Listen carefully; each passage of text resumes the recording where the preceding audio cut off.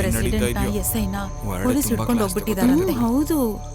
ಅಲ್ಲ ಪಾಪ ಅವ್ರು ಏನ್ ತಪ್ಪು ಮಾಡಿದ್ರು ಏನೋ ವಿವಾದ ನಡೀತಾ ಏನೋ ಹೊಡ್ಸಿರೋದು ಅಲ್ವಾ? ಅದು ಸ್ವಂತ ತಂಗಿ ಪ್ರೀತಿಸಿರೋ ಹುಡುಗನ ಮೇಲೇನೆ. ಇದಕ್ಕೆ ಶಿಕ್ಷೆ ಏನು ಅಂತ ಗೊತ್ತಾ? IPC section 120B punishment for criminal conspiracy and IPC section 110 commitment of illegal act. ಇನ್ನು ನೀವೆಲ್ಲ ಜೀವನ ಪೂರ್ತಿ ಜೈಲಲ್ಲೇ ಕಾಲ ಕಳಿಬೇಕು. ಬಲವಂತವಾಗಿ ಬೇರೆ ಮಾಡಬೇಕು ಅನ್ಕೊಂಡ್ರ ಪ್ರೆಸಿಡೆಂಟ್? ವಯಸ್ಸಿಗೆ ಬಂದಿರೋ ಹುಡುಗ ಅಥವಾ ಹುಡುಗಿ ಆಗಿರ್ಬೋದು, ಸ್ವತಂತ್ರವಾಗಿ ತೀರ್ಮಾನ ತಗೊಂಡು ಜೀವನ ಮಾಡೋದಕ್ಕೆ ಅವಕಾಶ ಇದೆ ಈ ನಾಡಿನಲ್ಲಿ. The right of choice of an adult in choosing a man to whom she gets married. Social values, parental love, moralities ಎಲ್ಲಾನು ಮುಖ್ಯನೇ, ನಾವು ಗೌರವಿಸಬೇಕು. ಆದ್ರೆ ಅದಕ್ಕಿಂತ ಮುಖ್ಯವಾದದ್ದು ಒಂದು ಇಂಡಿವಿಜುವಲ್ ಐಡೆಂಟಿಟಿಗಿರೋ ಪವರ್, ಅದು ಫ್ರೀಡಮ್. ಇದನ್ನ ನಾನು ಹೇಳ್ತಾ ಇಲ್ಲ, ನಮ್ಮ ಸುಪ್ರೀಂ ಕೋರ್ಟೇ ಹೇಳ್ತಿರೋದು. ಅಲ್ಲ ಪಾಪ ಅವ್ರು ಏನ್ ತಪ್ಪು ಮಾಡಿದ್ರು ಏನೋ ಒಳಗೆ ಏನ್ ನಡೀತಾಯ್ತೋ ನಿಜ ಹೇಳಿ. ನೀವು ಹೆಣ್ಮಕ್ಳಿಗೆ ಏನ್ ಸಮಸ್ಯೆ ಆಗ್ತಿದೆ? ಯಾರನ್ನ ನೀವು ಎದುರಿಸ್ತಾ ಇರೋದು? ಏನಕ್ಕೋಸ್ಕರ ಎದುರಿಸ್ತಾ ಇದ್ದೀರಾ? ಈ ಗಂಡಸರೆಲ್ಲ ಕೆಟ್ಟವರು ಅಂತ ಭಾವಿಸಿ ಅವ್ರ ಎದೆ ಮೇಲೆ ನಿಂತ್ಕೊಂಡು ಶತ್ರುನ ಭೇದಿಸಿದ್ವಿ ಅನ್ಕೊಂಡು ನೀವು ಹೆಣ್ಮಕ್ಳ ರಾಜ್ಯ ಅನ್ಕೊಂಡಿದ್ದೀರಾ? ಅದೇನಾ? ಹೆಣ್ಮಕ್ಳು ಹೋರಾಟ ಈ ಮುಂಚೆನೂ ಇತ್ತು, ಆದ್ರೆ ಅದೆಲ್ಲ ಈ ರೀತಿ ಗಂಡಸರನ್ನ ತುಳಿಬೇಕು ಅನ್ನೋ ರೀತಿ ಇರಲಿಲ್ಲ. ಫೆಮಿನಿಸ್ಟ್ ಅನ್ನೋ ಹೆಸರನ್ನ ಯೂಸ್ ಮಾಡ್ಕೊಂಡಾಗ್ಲಿ ಅಥವಾ ದುಡ್ಡು ಕಾಸನ್ನ ಕೊಟ್ಟಾಗ್ಲಿ ಇರಲಿಲ್ಲ. ಸ್ವಾಭಿಮಾನಿ ಹೆಣ್ಮಕ್ಳ ಹೋರಾಟ ಆಗಿತ್ತು ಅದು. ಸರಿನೇ, ಹೆಣ್ಮಕ್ಳು ವಿರುದ್ಧ ನಡೀತಾ ಇರುವಂತ ಅಕ್ರಮಗಳು, ಶೋಷಣೆ ಇವತ್ತಿಗೂ ಜಾಸ್ತಿನೇ. ಆದ್ರೆ ನೀವೆಲ್ಲ ಒಂದು ಅರ್ಥ ಮಾಡ್ಕೋಬೇಕು, ಇಂಥ ಸಮಸ್ಯೆಗೆ ಬಲಿ ಆಗ್ತಾ ಇರೋದು ಆ ಊರಿನ ಒಳ್ಳೆ ಗಂಡಸರು ಸಹ ಸೇರಿ. So you blame the person, not the gender. ಹೆಣ್ಮಕ್ಳು ಒಗ್ಗಟ್ಟಾಗಿರ್ಬೇಕು, ಒಟ್ಟಾಗಿ ಸೇರಿ ಹೋರಾಟ ಮಾಡಬೇಕು, ಎಲ್ಲವೂ ಇರಬೇಕು. ಆದ್ರೆ ಅದು ತನ್ನ ಗಂಡಂದಿರ ವಿರುದ್ಧವಾಗಿ ಆಗಿರಬಾರ್ದು, ಅವರ ಸಮವಾಗಿ ಆಗಿರ್ಬೇಕು. ಹಾ ನೀನಿಲ್ ಬಾ ಬಾ. ಅಯ್ಯೋ, ಹಲ್ಲಿಲ್ದೇ ಇರೋ ಒಂದು ಗಂಡು ಸಿಂಹ. ಇಡೀ ಊರಿನ ಜನ ಎಲ್ಲ ನೋಡೋ ರೀತಿ ನಿನ್ನ ಹೆಂಡತಿ ಜೊತೆನೆ ಪಬ್ಲಿಕಲ್ಲಿ ಗಲಾಟೆ ಮಾಡ್ಕೊಂಡ್ರೆ ನಿನ್ಗೇನ್ ಸಿಗುತ್ತೆ? ಇಲ್ಲಿವರೆಗೂ ಈ ಊರಲ್ಲಿರೋ ಗಂಡಸರನ್ನೆಲ್ಲ ಯಾಮಾರಿಸ್ಕೊಂಡಿದ್ಯಾ ನೀನು ನನ್ ಮಗನೇ? ತಿರುಗ್ಸೋ ಮೀಸೆನಾ, ಎದೆ ಸೆಟದು ನಿಂತ್ಕೊಳ. ಸಮಸ್ಯೆನ ಪರಿಹರಿಸೋದ್ ಬಿಟ್ಟು ಗಂಡು ಜಾತಿಗೆ ಅವಮಾನ ಇಂಥವ್ರು.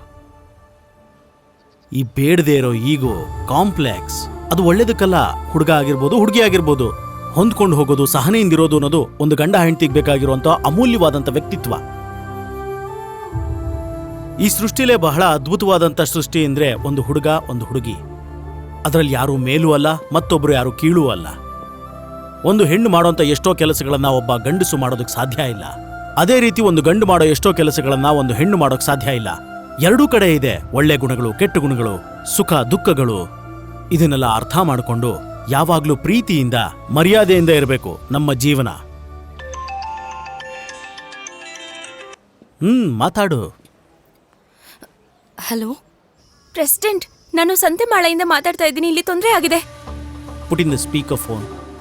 ಆಮೇಲೆ ಇಲ್ಲಿ ಭೈರವ ಮತ್ತೆ ಅವನ ಕಡೆ ಹುಡುಗರು ಬಂದಿದ್ದಾರೆ. ಸಾರೆ ಅಂಗಡಿ ಓಪನ್ ಮಾಡೋದಕ್ಕೆ ಸರಕು ತರ್ತಾ ಇದ್ದಾರೆ ಅನ್ಸುತ್ತೆ. ಪ್ರೆಸಿಡೆಂಟ್, ಎಲ್ಲ ನಮ್ ಕೈ ಮೀರಿ ಹೋಗ್ತಾ ಇದೆ. ಇಲ್ಲಿ ಅವರು ತುಂಬಾ ಜನ ಇದ್ದಾರೆ, ಚಿಕ್ಕ ಮಕ್ಳನ್ನೆಲ್ಲ ಕೆಲ್ಸಕ್ಕೆ ತಗೊಂಡಿದ್ದಾರೆ. ಪ್ರೆಸಿಡೆಂಟ್, ಇವಾಗ ನೀವ್ ಏನಾದ್ರೂ ಮಾಡ್ಲೇಬೇಕು. ಅದನ್ನ ಹಾಗೆ ಬಿಡ. ನೀವ್ ಯಾಕೆ ಏನು ಮಾತಾಡ್ತಾ ಇಲ್ಲ? ಯೋಚನೆ ಮಾಡೋದಕ್ಕೂ ಇಲ್ಲಿ ಟೈಮ್ ಇಲ್ಲ. ಬೇಗ ನಾವೇನಾದ್ರೂ ಮಾಡ್ಲೇಬೇಕು. President, hello. ನೀವೆಲ್ಲ ಯಾಕೆ ಈ ರೀತಿ ಭಯ ಪಡ್ತಿದ್ದೀರಾ? ನೀವಿಬ್ರು ಒಂದಾದ್ರೆ ಇಡೀ ಊರೇ ಒಂದಾಗುತ್ತೆ. ಈ ಊರೇ ಒಂದಾದ್ಮೇಲೆ ನಿಮ್ಮನ್ನ ಯಾರೂ ಸೋಲ್ಸೋದಕ್ಕಾಗಲ್ಲ. ಭೈರವ ಬಂದ್ರೂ ಆಗಲ್ಲ.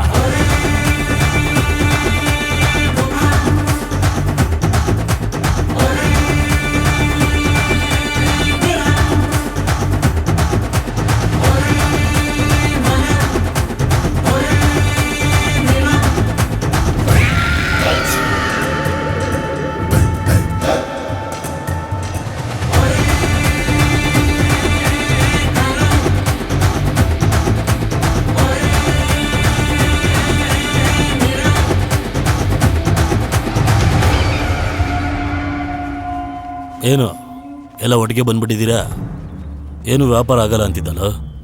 ಎಷ್ಟು ಜನ ಬಂದಿದ್ದಾರೆ ನೋಡು, ತೆಗೆದುಕೊಡು. ಆದರೆ ಸಾಲ ಎಲ್ಲ ಕೊಡೋದಿಲ್ಲ, ಕೊಡಬೇಕಾಗಿರೋ ಕಾಸನ್ನ ಆಗಾಗಲೇ ಕೊಟ್ಬಿಡ್ಬೇಕು. ನಿಮ್ಮ ಅಪ್ಪ ಇಟ್ಟಿದ್ದೆ ಓಡ್ಲಿಲ್ಲ, ಇವಾಗ ನೀನು ಏನೋ ನೋಡ್ದೇನಾ? ಮುಂದೆ ಇರೋ ಗಂಡಸರಿಗೆ ಅಷ್ಟಿಲ್ಲ, ಹೆಣ್ಮಕ್ಳಿಗೆನೆ ಗಾಂಚಲಿ ಜಾಸ್ತಿ. ಹೊಡೆದ್ ಸಾಯಿಸ್ರ ಎಲ್ಲಾರ್ನು. ಅಯ್ಯೋ ಏನೋ ಮಾಡ್ದೆ ನೀನು.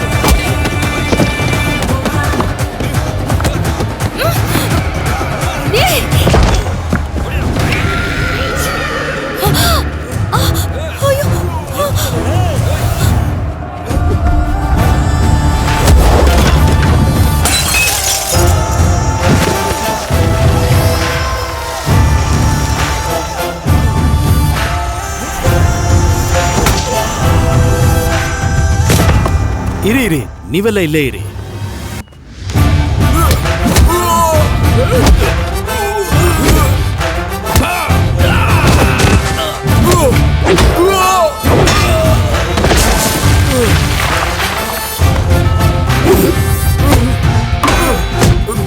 ಸರ್ ನೀವು ಆರ್ಡರ್ ಕೊಟ್ರೆ ನಾವಿದಕ್ಕೆ ತಲೆ ಹಾಕೋ ಅಗತ್ಯ ಇಲ್ಲ.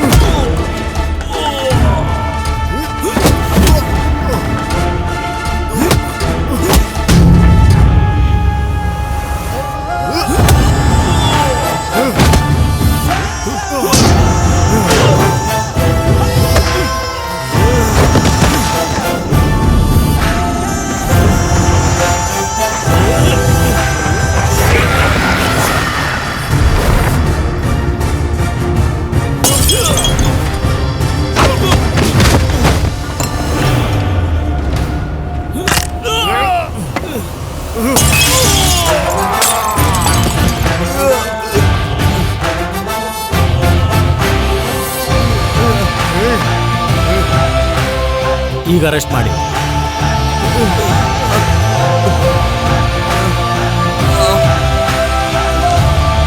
ಇವನ್ನ ಗಾಡಿ ಹತ್ಸಿ, ಎಲ್ಲಾರು ಒಳಗಾಕಿ.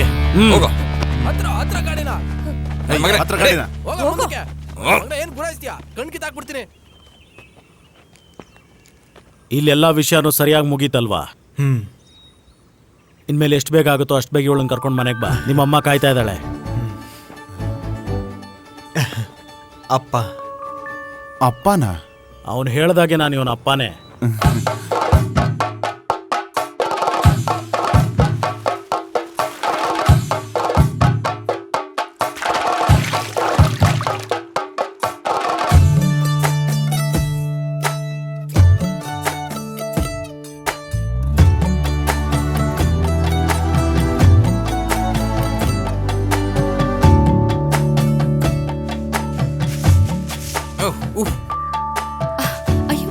ಇಲ್ಲಿರೋ ಎಲ್ಲರೂ ಕೆಲಸ ಮಾಡ್ತವ್ರೆ, ಹಿಡ್ಕೊಳ್ಳಿದ್ದೇನ ವಾ ಕೆಲಸ ಮಾಡ್ರಯ್ಯ.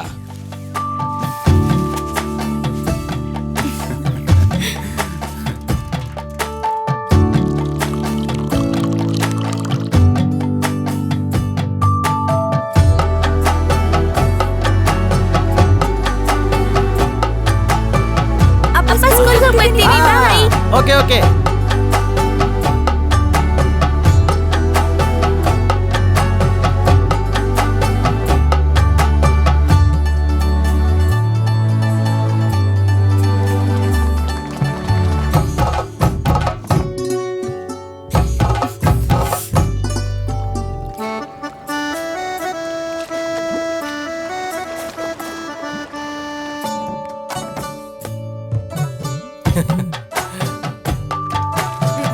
ಅದೆಲ್ಲ ಬಿಡಿ, ನಾನು ನೋಡ್ಕೊಳ್ತೀನಿ.